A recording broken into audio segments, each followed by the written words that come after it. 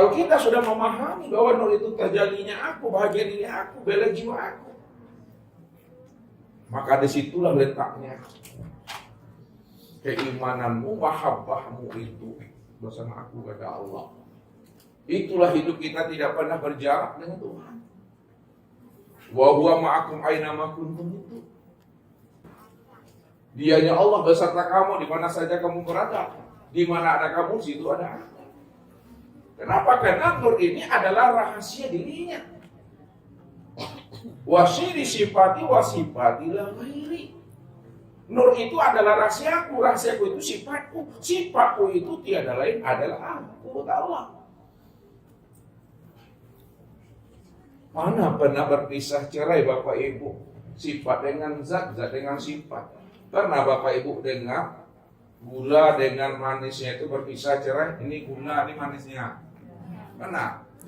Nah, cabai, kok padenya, aku ladonya. Pernah berpisah? Pernah berpisah. Zat dengan sifat, sifat dengan zat akan pernah bisa berpisah. Apa sebabnya? Nyatanya sifat itu kena zat. Zahirnya zat itu kena sifat. Maka yang dikatakan sifat itu adalah zat yang disifati. Kalau yang dikatakan sifat itu adalah zat yang disifati, sebenarnya sifat itulah yang sebenar-benarnya zat itu.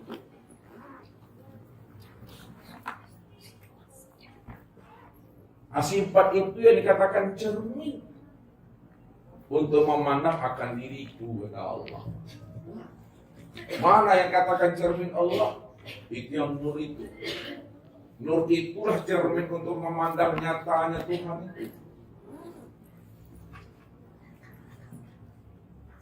Nah, itu yang menjadi rahasia bagi diri Bapak Ibu.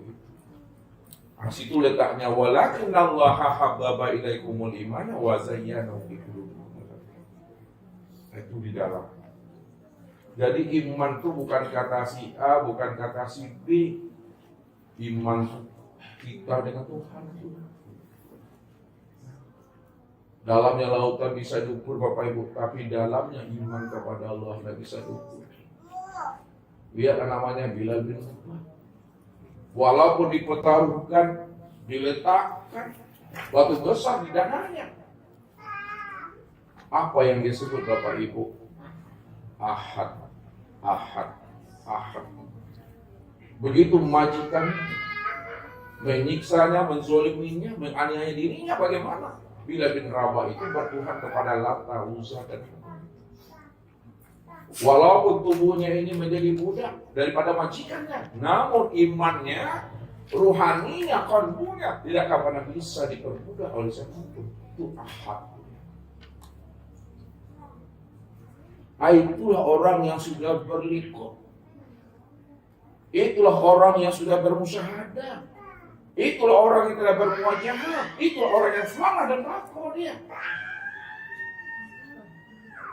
Tak ada rasa gamang, tak ada rasa takut akan mati. Itulah bukti seorang wali Allah. Inna awliya Allah la khaufun alaihim wa lahum yahzanun. Sesungguhnya wali Allah, kekasih Allah itu Bapak Ibu, tidak ada rasa gamang, khawatir dan takut dalam menjalankan kehidupan di alam dunia ini. Dan dia juga tidak akan pernah bersedih dalam menjalankan kehidupan di alam akhirat. Karena hidupnya itu telah betul-betul bersandar dan bergantung kepada Allah. Hidupnya itu zahir dan batin sudah diserahkannya kepada Allah seutuhnya. Nah, ini mesti memahami konsep itu. Makanya Rasulullah itu sebagai uswah dan contoh bagi umat ini. Kalau kita ingin bermi'raj kepada Allah, ini prosesnya. Sampai sini. Ada bersih, ada dimasukkan iman. Keiman yang telah terhunjam, yang sudah berkurang dan berakar di dalam hakikat rahasia dirinya.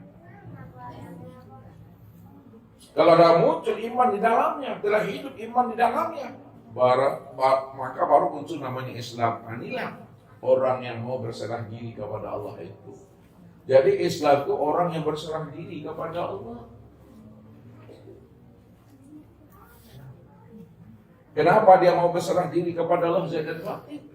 Karena dia yakin kepada Allah itu maha di atas segala-galanya. Tak ragu dia dengan jaminan Allah. Tak ragu dia dengan janji Allah. Tak ragu dia dengan kemampuan Allah. Itu orang yang berserah diri itu. Nah, ketika dia telah berserah diri kepada Allah karena keimanan yang kuat, maka situlah duduknya tauhid itu dia sebenarnya. Tidak ada lagi yang terpandang, tidak ada lagi yang tertilik, melainkan yang terpandang dan tertilik hanya Allah semata-mata di situ. Allah itulah sandaran hidup. Allah itulah hakikat hidup kita. Allah itulah tujuan akhir kita. Allah itulah di atas segala-galanya Tuhan. Jadi kalau bersandar kepada Allah, insya Allah Bapak Ibu takkan pernah kecewa. Tapi bersandar kepada makhluk masih kecewa, sakit hati Allah. Ya. Sambuk mungkul mah kancang dan rukuk.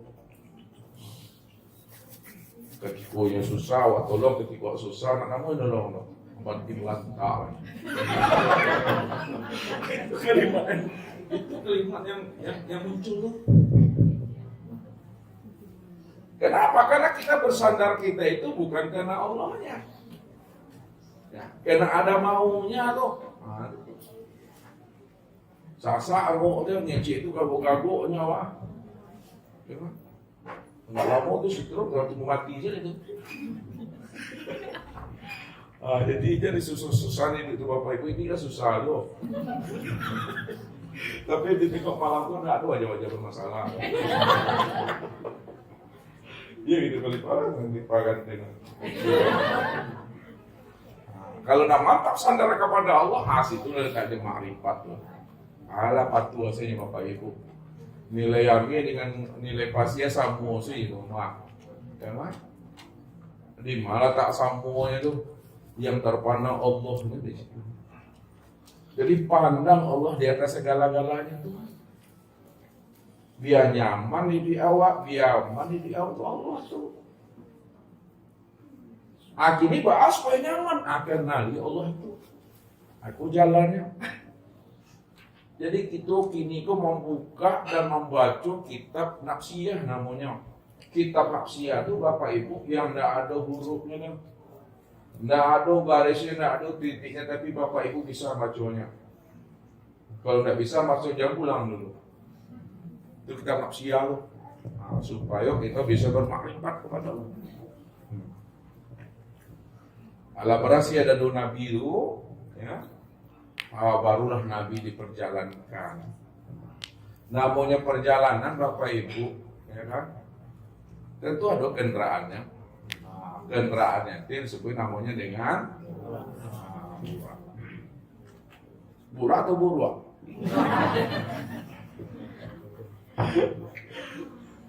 Burak itu artinya itu Abdal. Burak kilat. Berarti kendaraannya secepat ya. Makanya burak itu dikiaskan oleh orang syariat, tarikat, hakikat dan ma'rifat. Nah, mana burak secara syariat, mana burak secara tarikat, mana burak secara hakikat dan ma'rifat.